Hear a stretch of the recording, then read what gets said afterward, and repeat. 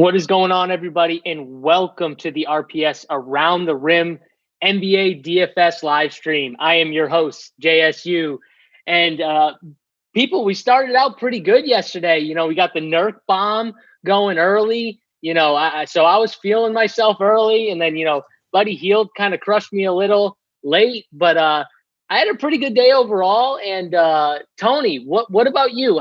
How'd you feel when Nurkic went off? You had to feel a little tough because your boy JSU was on him, but you weren't on him. Come on, man! You got to follow me a little bit. You got to trust me. JSU, I compliment you every day. I give you credit. I say you're the best tournament NBA guy. AP right there with you. But I'm not giving you a victory lap on this one. Whiteside picked up foul trouble immediately. Collins had foul trouble. Yeah, he got there, but I honestly don't think it was the greatest of plays. I give you credit when I think you deserve it. I don't think you deserve it right here. Okay, so yes, Whiteside was in foul trouble, but who started? I mean, it got there. Who started, though? Nurk started. Okay, Nurk was 50, I assumed he was going to start. 5,800, 5,900, whatever he was. Come on. You're allowed to victory lap when you get it. I just don't.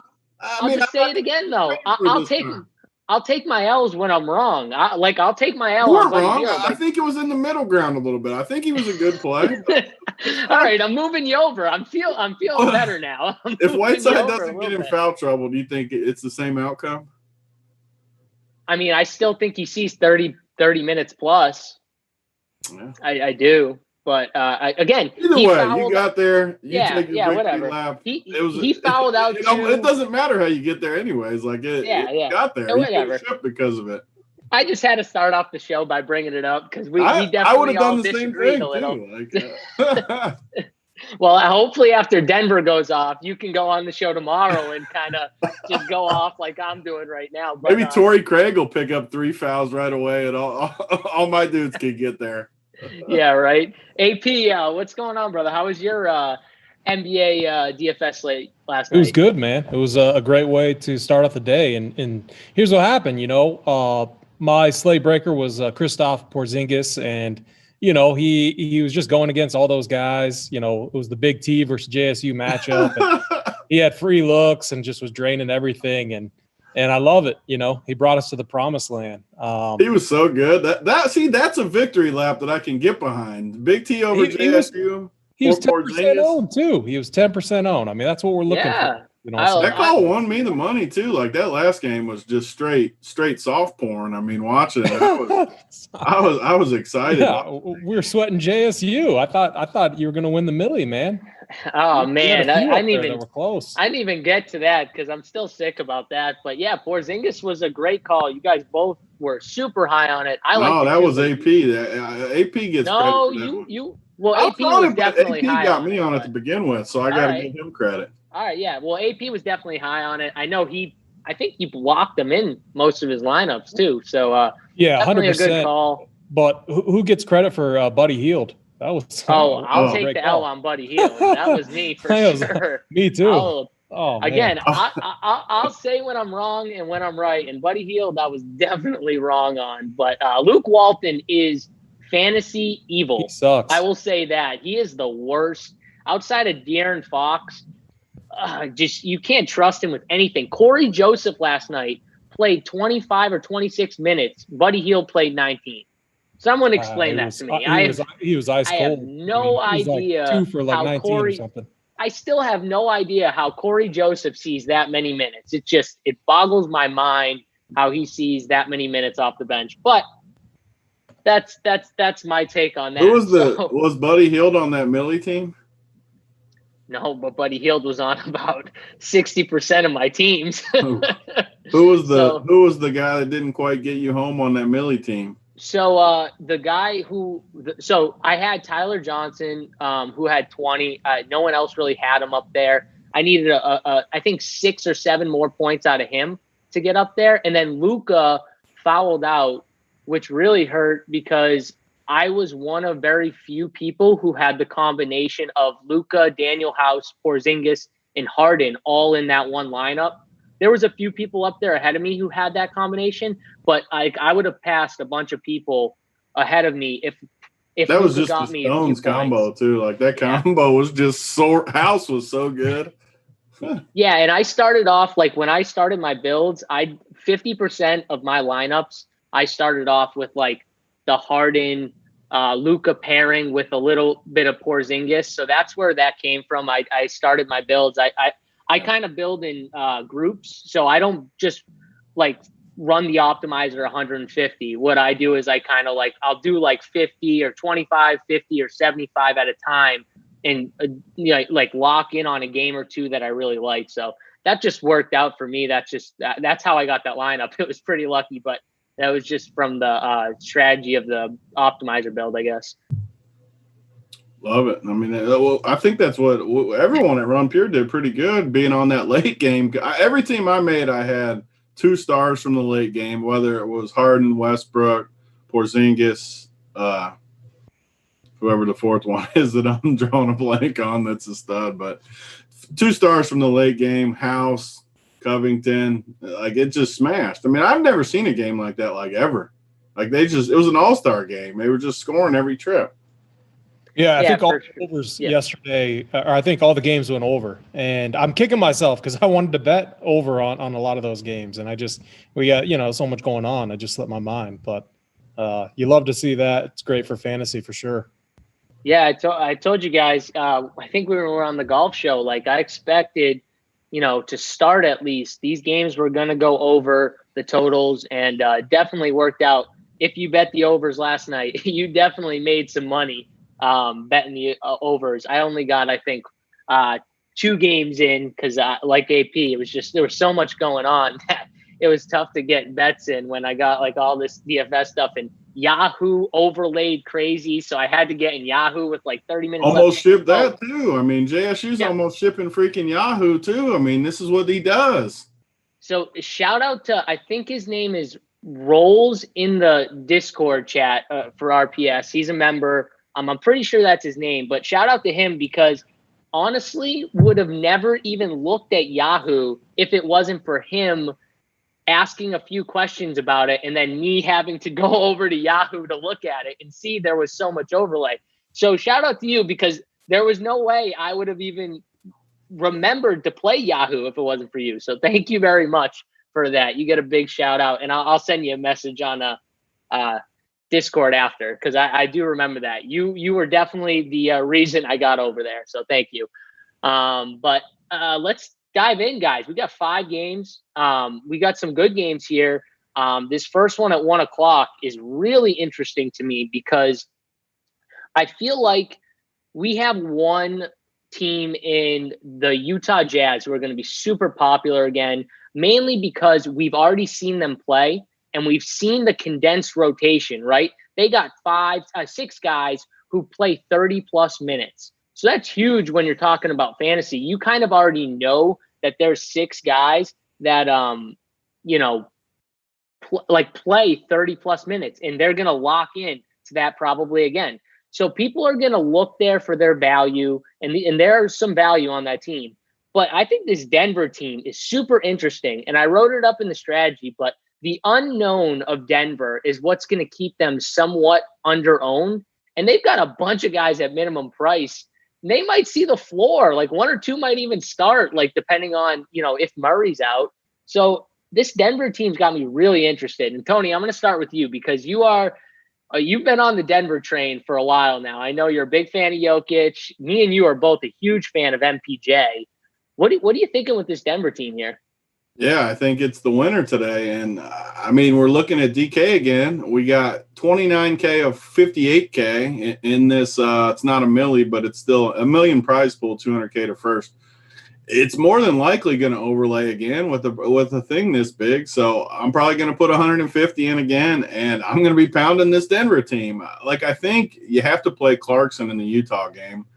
But besides him, like, I don't need those other value guys that much. So Denver's going to be my source of the other value away from Clarkson because I do think Clarkson's a lock. I mean, that price tag is just way too cheap. So you're going to have to play him. But the good thing is you can play 1 or 2 other value guys, get whoever you want in the lineup. in this Denver team, man, like, so first of all, I think Jamal plays. I think he starts.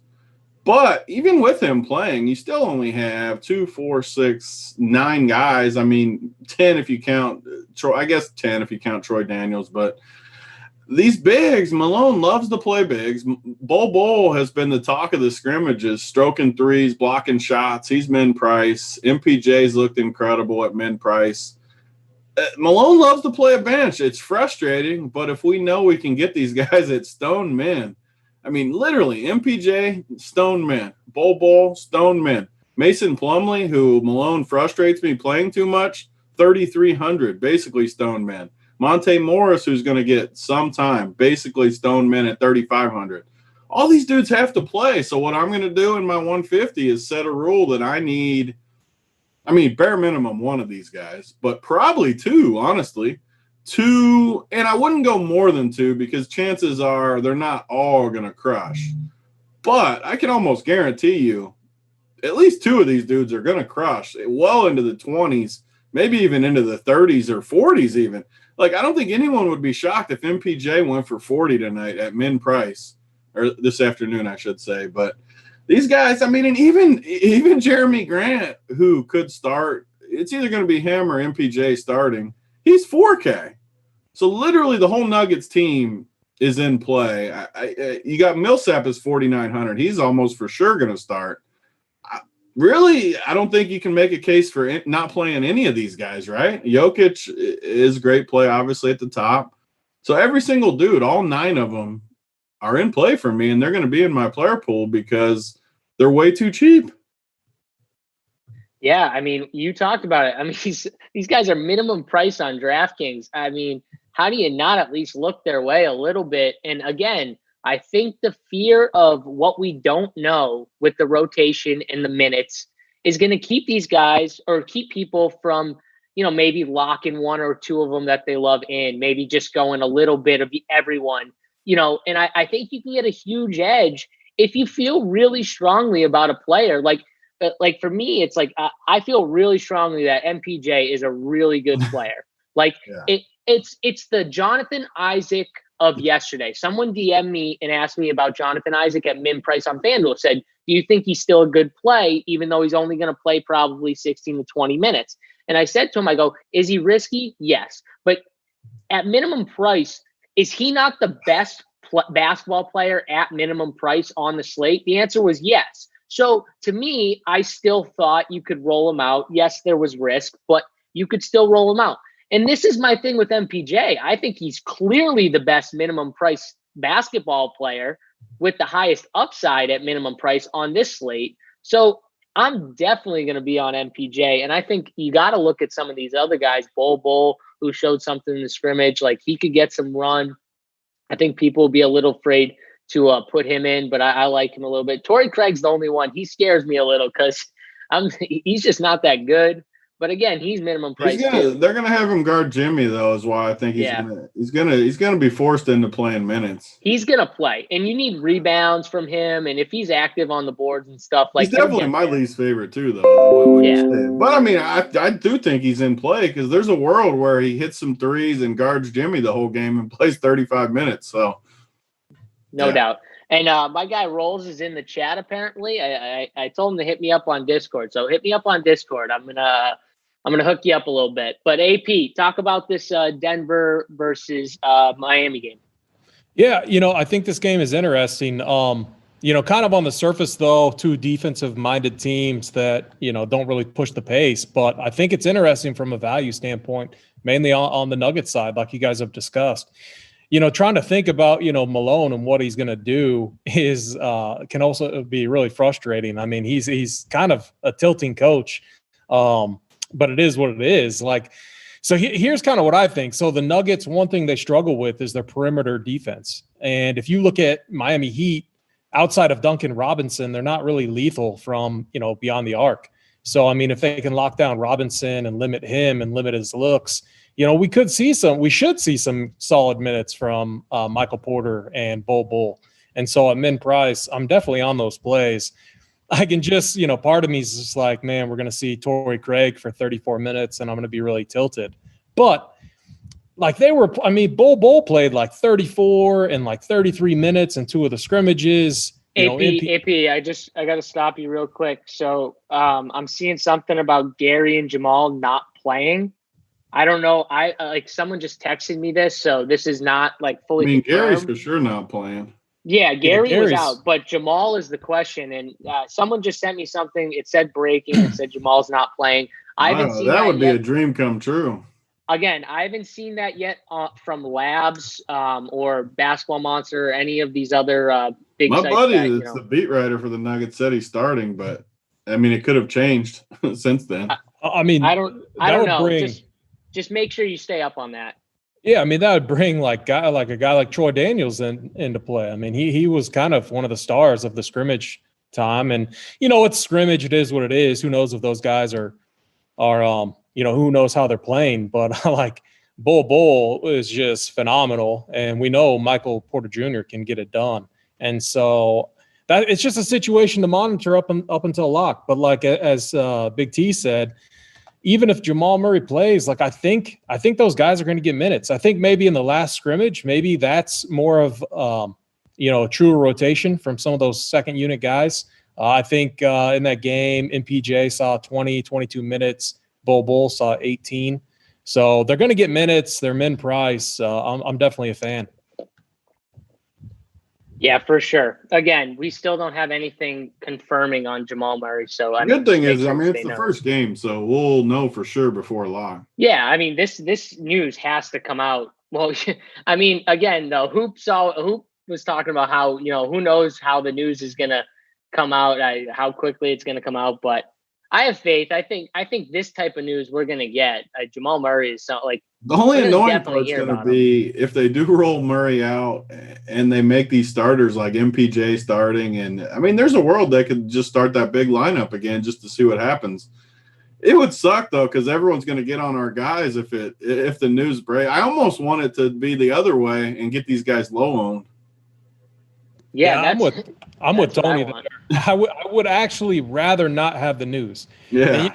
Still all the time, like, oh, this guy's not starting. I mean, you don't want in some situations you don't want that news to come out, man. You want to have that edge. You want to have that low ownership to get some leverage. So why couldn't this be the night game? Like this would be a perfect night game for us. We could just pound it and like wait on the news.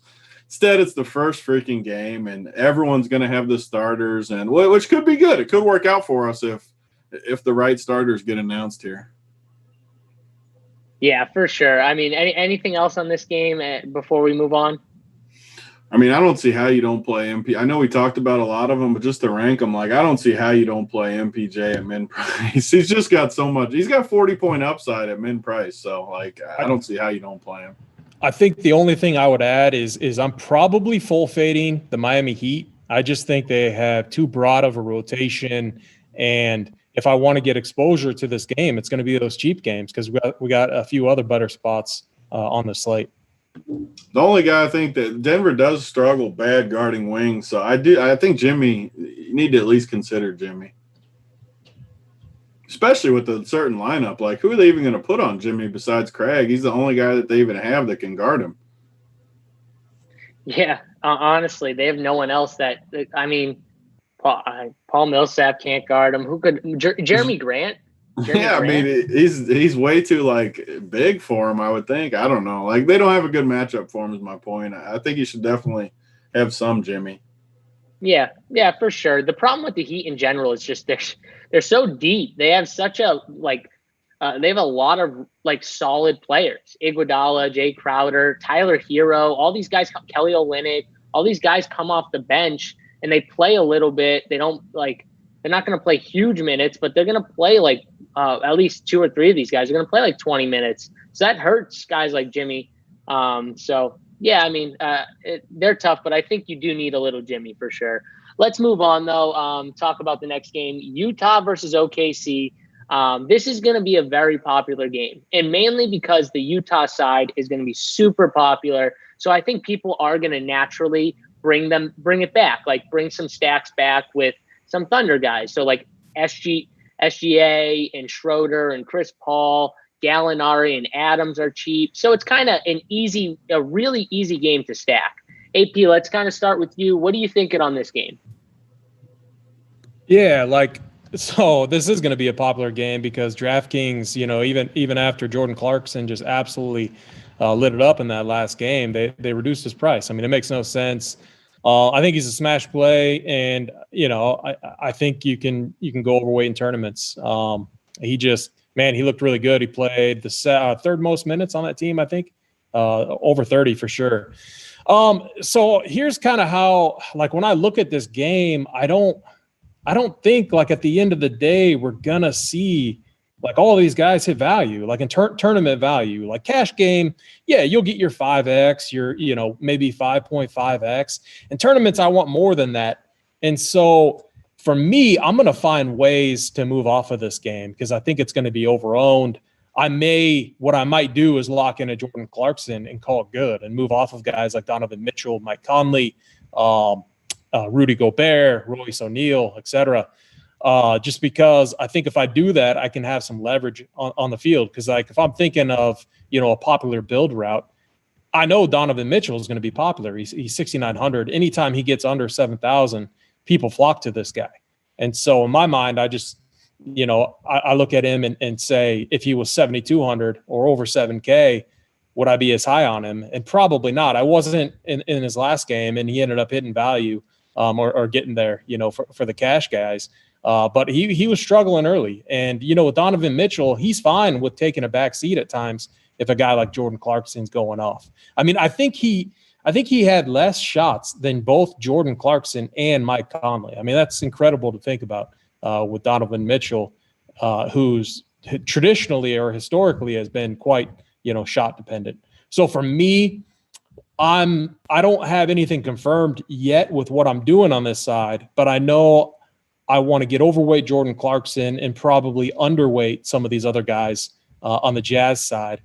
And for me on the Thunder side, they're probably a full fade for me. I'm a transparent guy. I'm not real excited about this matchup. I'm not excited about any one name on that side. I mean, Shea at 6,800, it's a name, but I'm probably just going to fade it and do what I did last night and take stands and go all in on the spots that I like. Yeah, for sure. Tony, what are you thinking on this game? Yeah, I mean, I basically agree with what AP was saying. OKC is a tough team to get a read on. I do think the style of play benefits a guy like Shea, but his price doesn't stick out. I mean, I'll definitely have him in my player pool, but it doesn't stick out to where he's like a clear-cut play to where I'm going to put him on any sort of conviction or anything. And then Utah, I mean, I think Clarkson's the best play on the slate.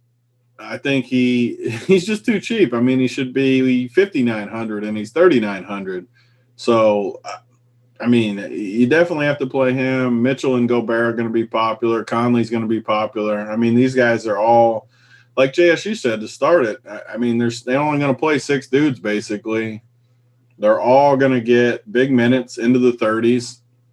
Yeah, I mean, they're good plays. So, it's going to be kind of the opposite for me today, where a lot of these key value type guys are coming in the morning or the early afternoon, to where I'm going to be positioned.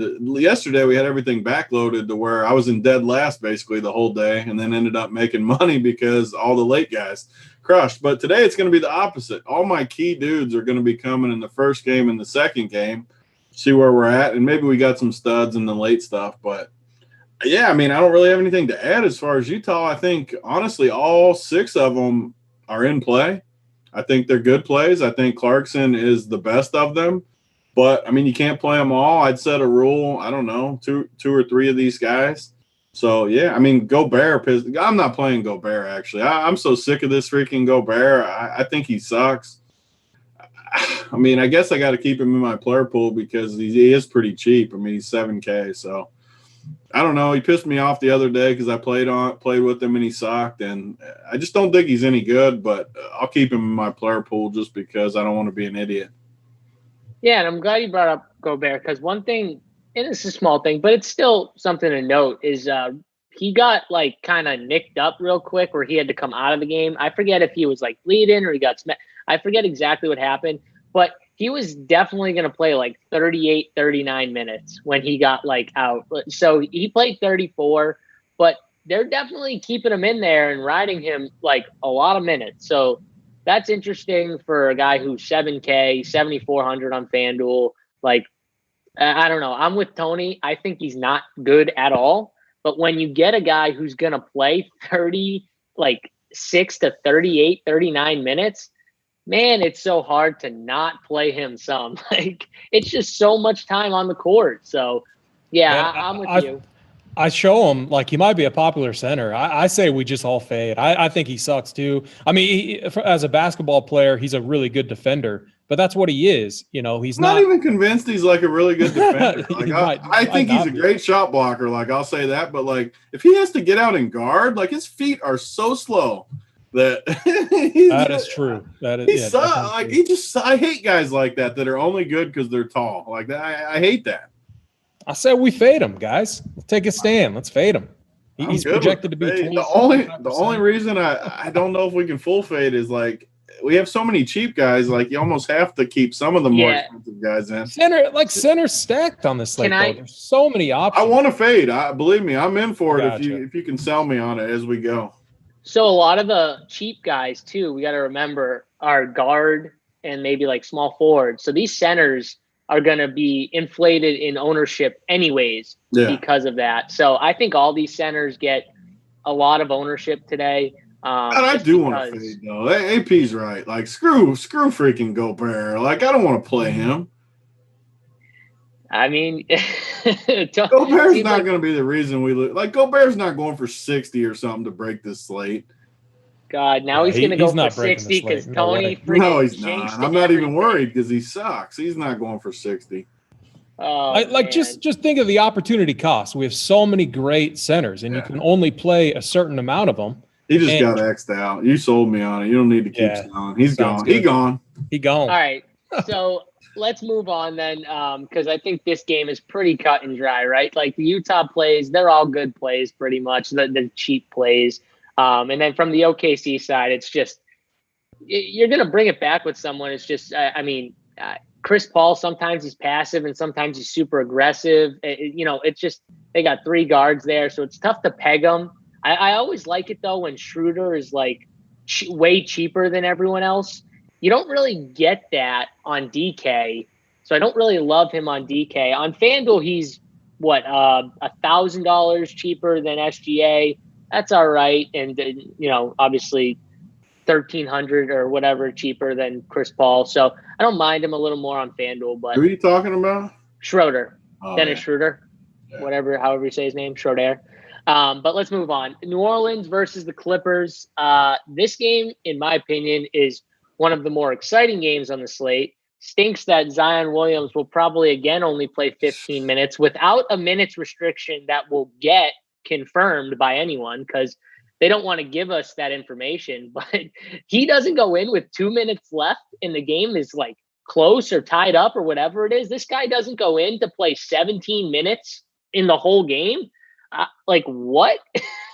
I don't get it. I don't see how. I get he's not in great shape, but I don't see how this guy doesn't go in with 2 minutes left. Whatever. He played the whole second half. He just sat there. I don't know. He played 15 minutes. They said short burst. He only played like 2 short bursts, 3 short bursts. Like it was ridiculous what happened. Yeah, he played 3 short bursts, I think, and couldn't go back in with 2 minutes left after like an 8-minute stretch of rest. So I don't know, but he was pissed too. Is the funny part. Like he wanted to go in. You could tell. Oh yeah, that and then it comes out after. The medical staff or whatever told us we couldn't put him past. So that's a minutes restriction. They told you there was a minutes restriction, and no one reported on it, or no one knew. I don't know. Either way, but let's go. Let's talk about this game, Tony. I'm going to start with you. From the Clippers side, I think it's really cut and dry. Like PG, Kawhi are both really good plays. The cheaper guys like Marcus Morris, Reggie Jackson, Pat Beverly, they're kind of like fill-ins if you needed 1 more or 2 more to finish out your stack. But I really like these Clippers studs. What about you? First of all, before I dive into this game, we got to have our normal talk with the chat here. We're at 264 people watching. Only 52 likes, people. I mean, we say this every show. We're doing free content just to get everyone aware of Run Pure Sports and everything we do. Hook us up with some likes. It does a lot for us. Subscribe to the channel. That helps a lot. And we'll get some gear. If we get, I mean, it's a weekend, so we get good numbers on the weekend with almost 300 people watching. We got to at least get up over 150 to get some gear like we do on the weekend. So get us 150 likes. Get us a subscribe on the channel. We appreciate it a lot. It does a lot of stuff for us as far as what we can do as far as free content. So huge help. Already up to 93. Love to see it. And I'll make sure that we don't give it out to just one. We'll give it out to 2 people today if we get over 100. You got to have like barriers though. It can't both be at 150. What do you mean? We got to do like 150 and 200 or something for the second one. 150 is too easy. We got 270 people watching. All right, what do you want? 150 and 200. They got to get 200 fine. for 150 and 200. All right, that's fair. All right, if we get over 200, we'll get 2. 150, we'll get 1. That's fair. But Tony, talk to me about this, Clippers Pels game. Yeah, so with the way the slate sets up, we kind of already talked about it. Denver value, Utah value, and it leaves you to where you don't really need value from these other games. At least I'm not going to play value guys from the later games. I just don't like it as much. You don't need these Clipper cheap guys. So, yeah, for me, it's going to be Kawhi, Paul George, and the one cheap guy that I got my eye on is Reggie Jackson just because – I don't know how much they'll play Pat Bev. I mean, I think they'll give him a little bit of run. I'm kind of going back to my take. I know I was wrong the other day, but that was the first game back. That was versus the Lakers. I might just keep being wrong about it, but it's in my head. I'm still going to play these guys. Like, I'm not fading Kawhi and Paul George because, like we said, we got a bunch of value guys. Even if Kawhi gets me 45 fantasy points, that could be enough with the way my roster construction is. So I'm still – and Paul George is just a great, great play at that price. But I don't need the cheaper guys. Definitely the studs for me. And Reggie Jackson is – I got my eye on him. I'm not saying he's a lock. I'm not saying he's a fade. I want to hear a little bit about Pat Bev, like how many minutes we expect from him, stuff like that. Everyone else is out of my player pool as far as the Clippers. And then New Orleans side, man, they hurt me the other night. I was high on them. I know JSU was too, where I felt like they were in a good spot with all these dudes and the higher prices. Zion just didn't get run. I mean, Drew was good, but he wasn't like incredible or anything. They just have so many guys is their problem. Like they're loaded. Even JJ Redick, JSU's boy, coming off the bench, getting a bunch of shots. I don't know. Like, I'm not taking these guys out. Like, I'm not taking any studs out of my player pool today just because of how many cheap guys I like. So I need some studs. But, like, why couldn't we have the game last night, the Dallas game last night, on today's slate? Because if it was like that, I would just play the value with that game. But today I don't like these guys as much. But I'm still going to leave him in my pool. Even like Lonzo Ball, like no one's going to play him at 7,700. Literally no one. It doesn't look good at all on the surface. But with the way I'm constructing my teams, I need higher priced guys. And he does have triple-double upside if he gets it going, hits a couple shots, does some things. I don't love any of these guys, but I'm anxious to hear what AP and you guys have to think about this. Yeah, AP, why don't you talk about this next Pels versus the Clips? Yeah, I obviously this is my favorite game. I target teams that like to push the pace and high totals, and outside of all the other games, this is the one that should smash. Like, I think we could see some of these games go under today, and this is not one of them. I think the total's maybe at 229. It might be a bad line, but I think we see an overhit with that. So. Yeah, I think Big T hit the Clippers side perfectly. I think it's pretty transparent. I think JaMychal Green off the bench as well could be an option. Pat Bev, it doesn't seem like they're going to play him a ton of minutes. That's something we're going to have to monitor up until lock. But let me move over to the Pelican side because I think this is the really interesting side in tournaments. Because kind of what Big T said, a lot of these guys. Some of them busted against the Jazz in what was kind of a bad matchup, in my opinion. I think this matchup is phenomenal. The pace is going to fit the Pelicans game much more. I actually have a lot of interest in Lonzo Ball. And let me tell you why. He was bad, really bad last game. And usually when he's bad like that, Gentry pulls him and he only plays 24, 25 minutes. He saw almost 28. And it is what it is. I mean, he was 2 for 13 shooting. But again, like in this type of matchup where it's all about pace and both teams are pushing it, that's where I like Lonzo. And at 7.7K, I don't think anyone's going to play him. But this is a guy in a high total game who has triple-double upside, who can break a slate. And he can also bust your lineups. So don't get me wrong. I'm not sitting here saying like fall in love, get in love with Lonzo. What I'm saying is in this game that a lot of people are it's going to be a chalky game, but he's going to be the piece that no one owns. Like 5% of people might play him. I don't think anyone's going to play him, but he has a matchup against Reggie Jackson. I think it's pretty attractive. And, he's going to be able to get into the paint and get to the rim. I'm not really afraid of Zubac down there. We don't have Montrezl Harrell too, who normally would probably be a better fit in this game from a defensive standpoint. So I have a lot of interest in Lonzo Ball. And then Brandon Ingram. I mean, we saw Kyle Kuzma get to work against this Clippers team. And so I think Brandon Ingram is a phenomenal play. The guy I always struggle with is Drew Holiday, because sometimes what happens with Drew, he's a facilitator. Like if his guys are going off, he can kind of take a backseat role. And so we don't see him go off. But if his guys are struggling, we see him kind of take it and put it on his shoulders and take over. So if I was building 150 lineups, I would set some rules in there where I'd play Drew by himself, comboed with like a Paul George or a Kawhi Leonard and plays on the Clippers side. And then I'd set another rule that played like Lonzo and Ingram together and excluded Drew Holiday. And that's how I'd run my stacks. But I think we see Gentry also try to consolidate this rotation. I think this is a must-win game for them. So I think we see Ingram, heavy minutes from him, heavy minutes from Holiday. And if Lonzo Ball is playing well, I think he sees big minutes. If he's not playing well, they're going to find the shooters off the bench like the JJ Redicks, Josh Hart. You could even see some, Nicola Melli, those type of guys. Whoever has the hot hand, Gentry's going to go with.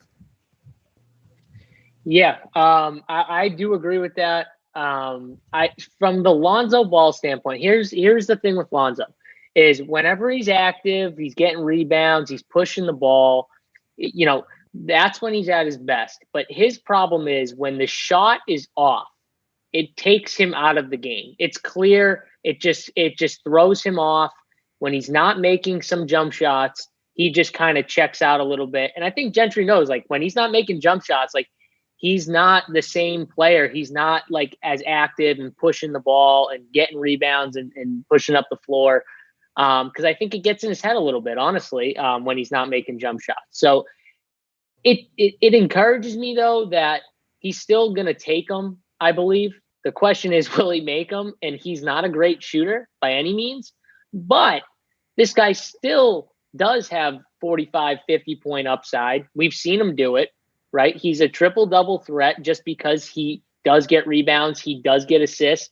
And he can, like, rack up those assists and really get into the paint and kind of cave in the defense and then, draw and kick. So I do think he's going to have a good time, from that side. I think that if he's getting rebounds and he can make just a few jump shots, I mean, he doesn't have to score you 25 points, like, to get there. But if he gets you like 15 points, I could easily see a Lonzo game where he gets 15, 10 assists, maybe 8 or 9 rebounds. Like, that is absolutely in the realm of possibilities for Lonzo Ball, especially in this game. They're going to push the pace.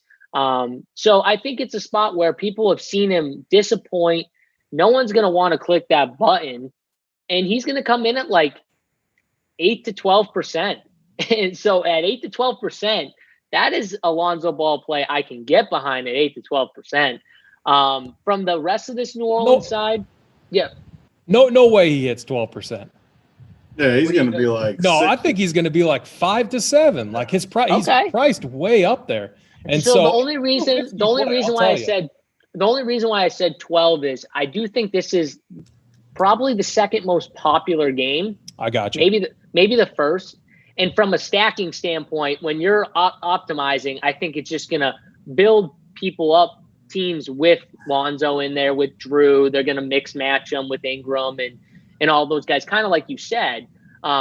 So that's the only way, like, I could see him getting over 10%. But I agree with you, though. He probably gets under 10%. It might be 5, like that. But that's the only reason is I do think this is the most or the second most popular game from both sides. I think the Utah Jazz is the most popular team, but from both sides, I think the Clippers and New Orleans are clearly the most popular game to stack today.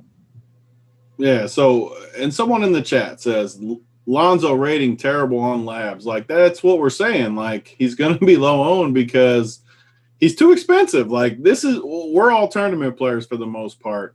This is where we thrive. Like, we're telling you he's too expensive. His price is 100% too expensive. However, we're also telling you he's going to be 5% owned in the highest total of the day in the best environment.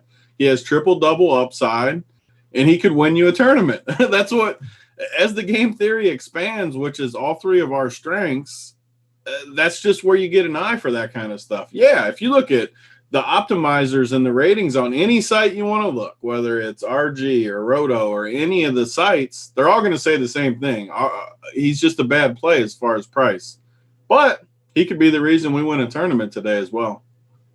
There's a lot of players that were probably bad rating yesterday that ended up doing I guarantee well. Big Nurk was a bad rating. Yeah, I mean, CJ McCollum. I mean, he went off, but who was perfect example of CJ McCollum? Like, he was a terrible CJ play. McCollum. But I'm saying you, like, from a rating standpoint, please show me anyone that was calling CJ McCollum, because there was nobody, and no one thought he was a good play. CJ McCollum too. That wasn't a good. That's how you win a tournament. You don't win a tournament playing the best plays, the optimal lineup. Sure, if you're in super high stakes, maybe you do, but I mean, and then another standpoint, I mean, Porzingis probably wasn't a bad rating, but no one played him or less people played him because the center eligibility, they could only get 2 centers. There was a ton of cheap centers, but he was still like an amazing play that so many less people played, and he had crazy upside. So it was kind of crazy that he came in at that ownership. But yeah, CJ was like the perfect example of someone who would not get a good rating ever, no matter what in yesterday's game. And he came out and smashed, and no one saw that. And honestly, too, CJ McCollum could have easily had 40 or 45. He got hit in the groin in the third quarter, and then he just went flat in the third quarter and didn't do anything for like a whole quarter. So I do really think that if that didn't happen, he might have went absolutely bonkers, and you might have needed him. But still, just a great play. Can I say one last thing, and then we can move on? Is you have to think, like, if you think about matchups, like Paul George probably shutting down Drew, Kawhi Leonard locking up on Brandon Ingram. And so that's just what I'm saying. Like, we're going to see fast transitions. We're going to see Lonzo taking it in transition and getting layups and getting to the rim. And so it's something I think that's definitely interesting. Yeah, I mean, again, people aren't going to like Drew from that standpoint, but I'm still going to say it. Drew is in my way kind of like Lonzo in a way where, yeah, people are going to see the matchup, and it's a tough matchup for him. Paul George is a really good defender. Kawhi Leonard's a really good defender. I think they mix match and put some different people on Drew just to kind of keep him off. But Drew's still one of the best players in the NBA, in my opinion. And I don't know, if there's low ownership on him, I'll still take shots with him, just because of that. People might not like AP very much if I put him in my main core and he busts hard. I'll tell you that. Well, for they're going to GPPs, like you when he though, ships for you, though. Yeah. They'll like us if we ship. I'll tell you right now, GPPs, like the cores, when you look at the cores, if you're doing a GPP core, there's got to be at least one guy that you look at in there and you go, really? Yeah. Maybe 2. But that was Nurkic yesterday. That's the hard, exactly. But that's the hard thing about the cores. I could give you the easy plays. Like I could have gave you the Jaren Jackson, James Harden, Clarkson, James Harden, Luka. I could have just gave you a build that said Luka, James Harden, Jaren Jackson, and one other cheap guy from yesterday. And boom, like there you go. That's the easy way to do it. right? Like giving you the Nurkic play, even the Buddy Hield who didn't work out yesterday, but giving you those plays, that's how you win a tournament. That is it. Playing, I'm just going to throw this guy out there, but Pascal Siakam on FanDuel or Kyle Lowry on FanDuel were probably going to be unpopular plays because they're not in great spots. That's going to be different, right? So that's the point, and that's kind of one of the things you're going to get if you come over to RPS. We're not going to just give you all obvious plays. We're going to give you one of those kind of outside the realm of your thoughts, and I don't know. You got to have one or two guys that make you think that way when you're building lineups. That's for sure. So, all right, well, let's move on, guys. Philadelphia versus Indiana. Now, Philadelphia side, they're healthy. They're pretty much a good to go all around. They got everyone. I would assume Al Horford, like he was doing pre-COVID, is still coming off the bench. They're going to start Simmons, I'm pretty sure, at the 4.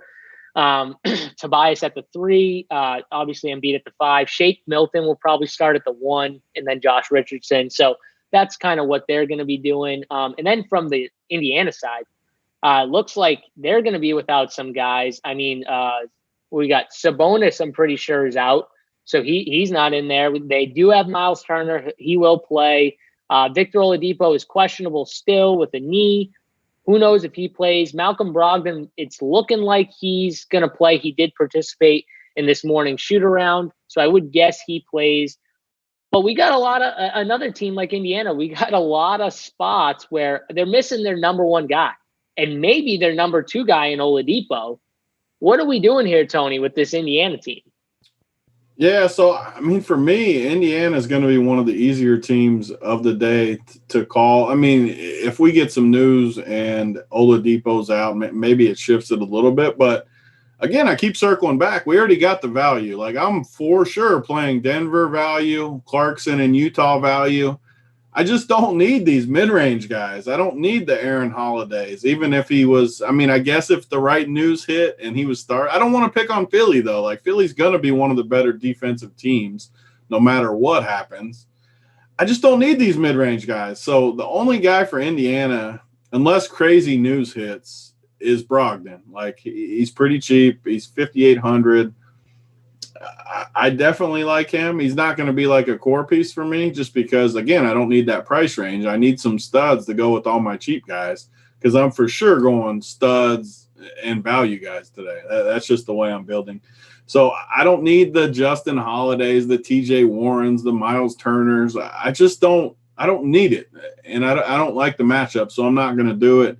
And Philly's a lot like the Clippers for me. I'm only going to play 3 of them, and I like 3 of them. I think, obviously, Embiid is going to be a lock for me, basically, just because I need to spend on someone. He's got a really, really good spot. He appears to be healthy. It's a great spot. So he's basically a lock for me. And Ben Simmons, honestly, might be a lock for me, too. He looked great in the scrimmages. He should dominate. He was even shooting some threes, which I love to see. And they both might be close to locks for me. I like both of them. I need some studs.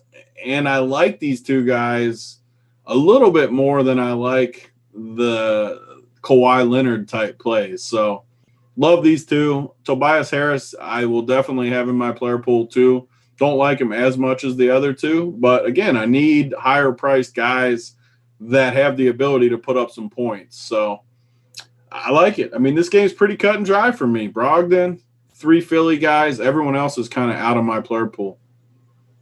Yeah, and we just got a guy in the chat, Mamba for Life. He said, what up, fellas? Won the $55 and the $3 GPP last night. Thank you so much.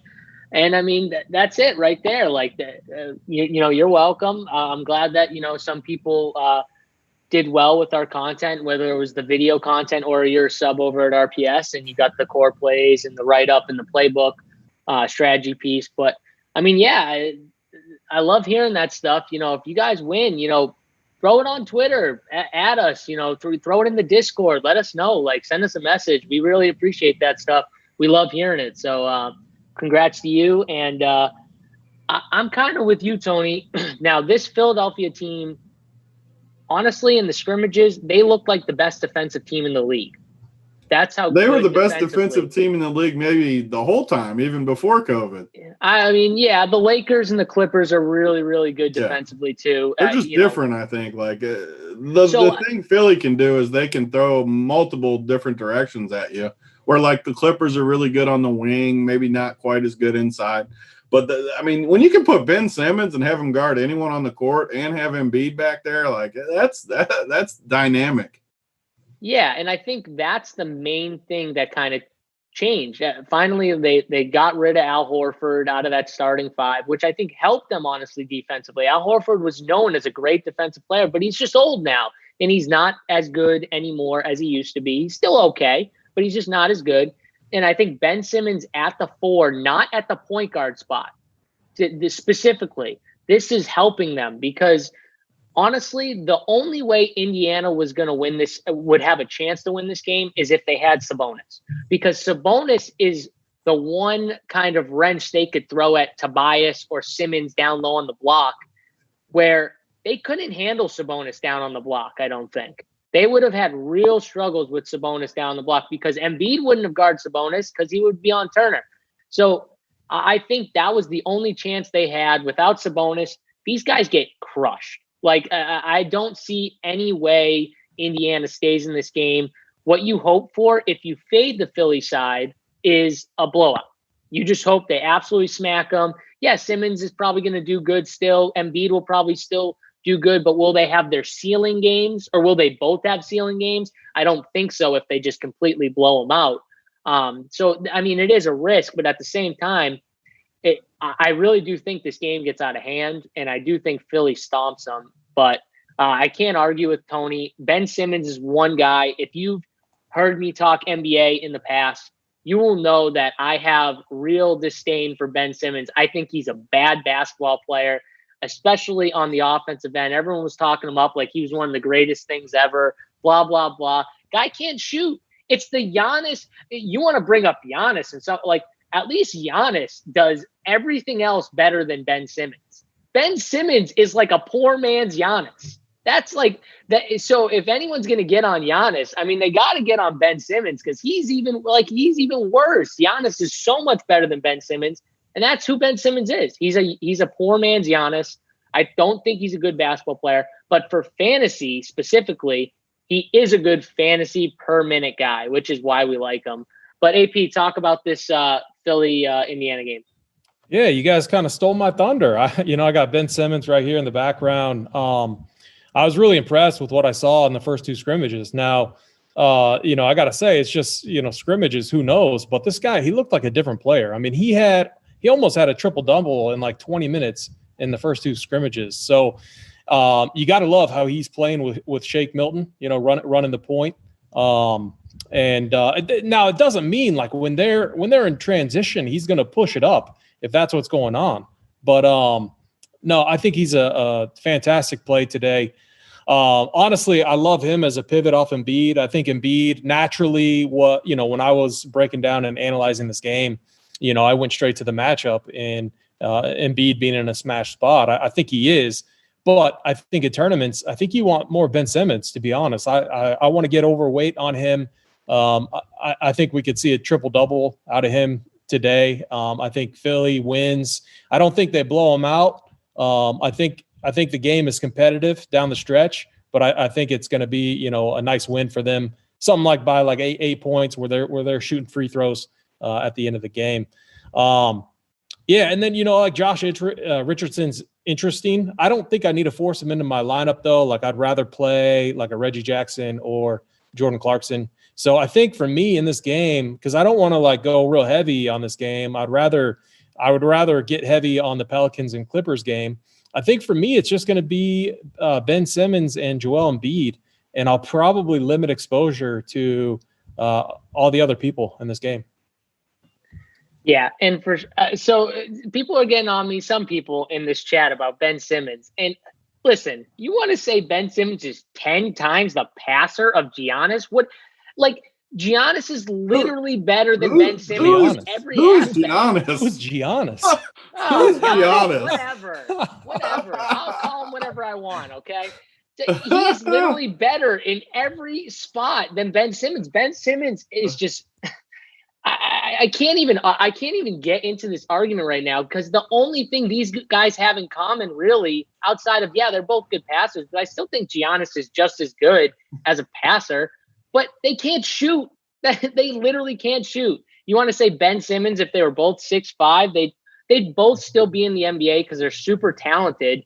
But the reason why they would, because Giannis is just so long and he can attack the rim. They would still be in the NBA.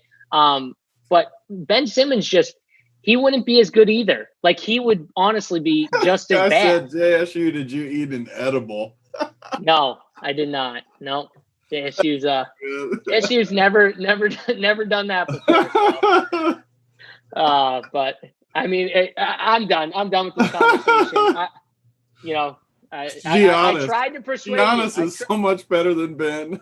I tried to persuade you. I mean, Ben Simmons is. I mean, honestly, everyone should think that way. Ben Simmons is just not good. Period. But whatever. I don't care.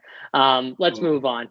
So he's not even the best player in his own team. I thought you were done talking about it. You got me rolling. I'm sorry, I can't do it. Yes, BCAAs for sure. These nuts. BCAAs definitely.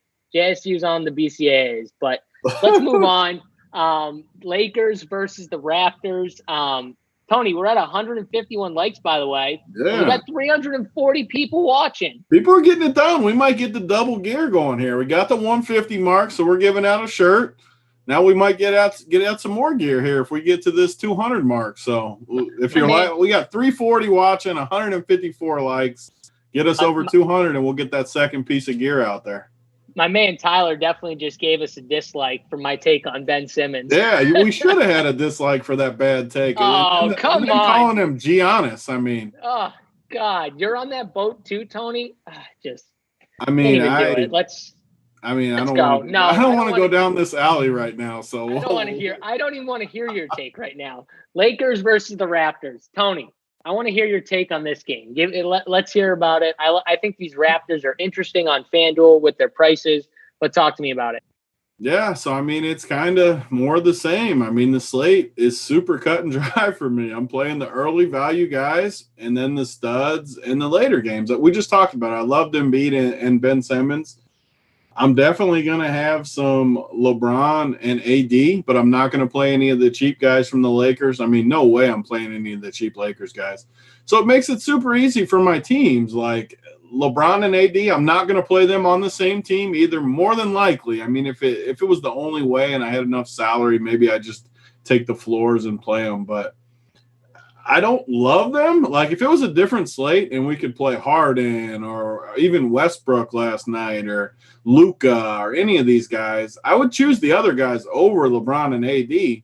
However, they give us a very nice floor on a slate where we need floors, honestly, at the top. Like if you guaranteed me two studs were going to get me 45 to 50, I think I would just take it and lock it in and try to hit my value guys to go with it because I don't see the ceilings up top today on this slate. I don't see any stars outside of maybe Embiid and Simmons are my two favorites, but I don't see ceilings for these guys. So definitely going to play some LeBron and AD. I agree with Toronto too. I think similar, like no one's really going to play Kyle Lowry today.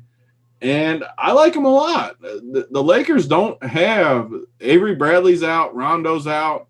I mean, they're depending on friggin' Osimo, whatever, Caruso, friggin' Osimo's twin. They're dependent on him to guard Kyle Lowry. I mean, it's going to not go well for Caruso, even though they were acting like he did a good job the other night. I mean, whatever. There's no way he's going to be a good defender. So I love Siakam and Lowry, but again, it's just a matter of the construction, going value early, studs later, and they'll be in my pool. But I'm not going to play any of these medium guys like Ibaka or Norman Powell. It's just not the right slate for him. Even Van Vliet. Like Van Vliet might end up pretty popular just because of the price. And I don't think I'm going to play him, honestly. Like I don't need that price range. I need studs to go with my value guys. I'm not going to live in the mid-range today. It's definitely a stars and scrubs build for me. And that's the way I'm going to do it. All right. I like it. AP, what are you thinking on this game? Yeah, I kind of agree. This is going to be the game I'm sweating. I think Big T said it best earlier. Like, we were all in on the night game yesterday, and it's going to be the opposite. I'm going to be sweating this game. The total's up there, but I think this is one of those games that can go under. I know the Raptors like to push the pace, but we saw the Lakers, wanted to slow things down, keep things in front of them. And so, like, when I look at LeBron and Anthony Davis, 10-4 for AD, 10-9 for LeBron, it just seems too expensive. Like Big T said, I don't think I need that on this slate. And honestly, when they're playing together, I mean, one, I don't think they're going to play heavy minutes. They don't have anything to play for. Like, I think they'll be capped at 34 like we saw. And when they're playing together, like, I think their ceilings are somewhat capped, especially in a matchup like this. So we got news, boys, not to interrupt you, but Jamal Murray is out. Oh, okay. Well, there you go. We'll circle back in a second. Yeah, finish this game out, and then we'll circle back. Yeah, I'll keep it quick because I'm a transparent guy. Like, I might full fade this game, and I might go all in on the Pelicans and Clippers.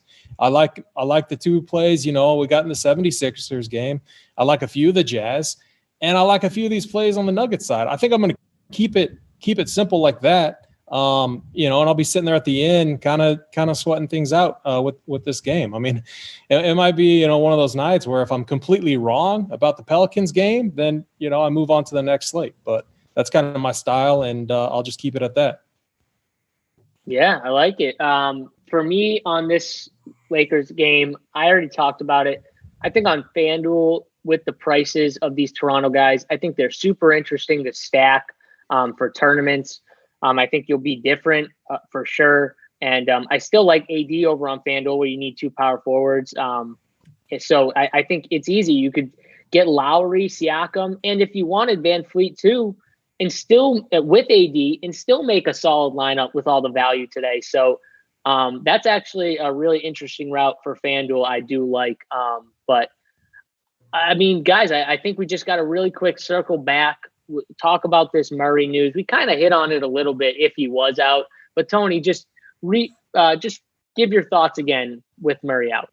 So now it really gets interesting for me because I think there's a chance they run the big lineup now. I do. I think that we saw it in the scrimmage. They ran point Joker, and I hope they don't put the lineup out, which they're going to because it's the first game, so it's going to be disappointing. Because I think there's a real possibility they run the all-big team. And either way, I hope they give us a default. Please give us a default starting lineup where it's Torrey Craig and Monte Morris and guys like that. Please give us that. Don't give us the big lineup starting because everyone will get on with us. But I think these guys are the nuts. Like, I'm going to go super heavy. MPJ is a total lock. I think Bol is a much better play now. Plumlee's a really good play now. I mean, I already said they're all really good plays, but with Jamal out, it's going to make Joker be the ball handler. No matter who starts, Joker is going to run the offense. Everything's going to go through him. The Nuggets are the nuts, man. The Nuggets are going to win us all the money today, and I hope they give us a default starting lineup. Please start Torrey Craig and Monte Morris and Jeremy Grant and the normal guys just to keep the ownership a little down. Like, don't start the big lineup. I don't want to see Bol and Plumlee. I don't want to see the big lineup in there because everyone will get on it with us. Give us the scrubs in the starting lineup, please, so we can have it a little bit to ourselves. Either way, it's the nuts, though. I mean, you need 3 Nuggets minimum on your teams. Yeah, I echo everything Tony said. I have nothing else to add. AP, what about you? No, I agree. No, I got nothing else to add. I think it's a sweet spot. Boom. All right. So, guys, let's finish out. Let's give them your favorite game to stack and then your slate breaker. Who you think, don't give me the obvious guy. Give me someone who you think is going to break the slate. Don't give me LeBron or anyone like that. AP, we'll start with you. Yeah, I think, I got Ben Simmons back there, but I think I'm going to pivot. I think I'm going to say Lonzo Ball, and I'm going to say my favorite stack is Pelicans Clippers. Tony, what are you thinking? Yeah, I mean, so we kind of talked about the studs, but I'm going to stick with the Nuggets. I mean, MPJ, he's min price. He's maybe the second most talented guy on the Nuggets. He's going to smash. He's 3K, and these Nuggets are going to crush. I couldn't be more excited for this first game. Just give me MPJ for my guy, but I honestly like all these guys, so yeah. All right, I like it.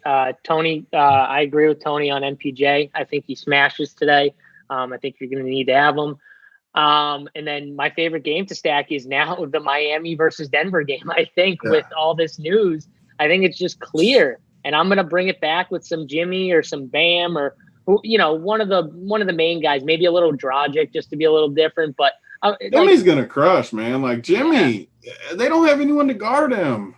Yeah, he's going to be tough to guard. I do also think Bam is in a really good spot because – the reason I'm a little under on Bam is just because that's all Nuggets have now is big dudes. Like that, they're just going to have so much length in there.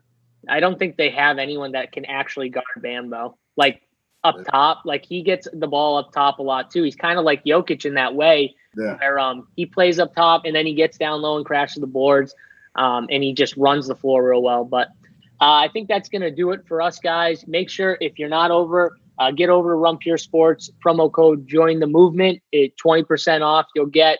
And get in the Discord. We're in there. We're going to be taking questions all through lock, but we got to get out of here. We got to get one name before whoever the winning dude was. Go get in there, JSU. Pick us one. All right. Well, it's definitely not going to be Tyler. No, I'm kidding. Let's see. Michael Stenning. So Michael Stenning, Simmons cannot guard Giannis ever. See, this is the perfect guy I wanted to pick. So perfect. Michael Stenning. I don't know if I'm butchering your last name, but hit up Tony on Twitter, or if you're in the Discord, hit him up on Discord. He'll get you set up and he'll probably send your stuff out maybe next week sometime. But for me, JSU, Big T, AP, we'll see you next time.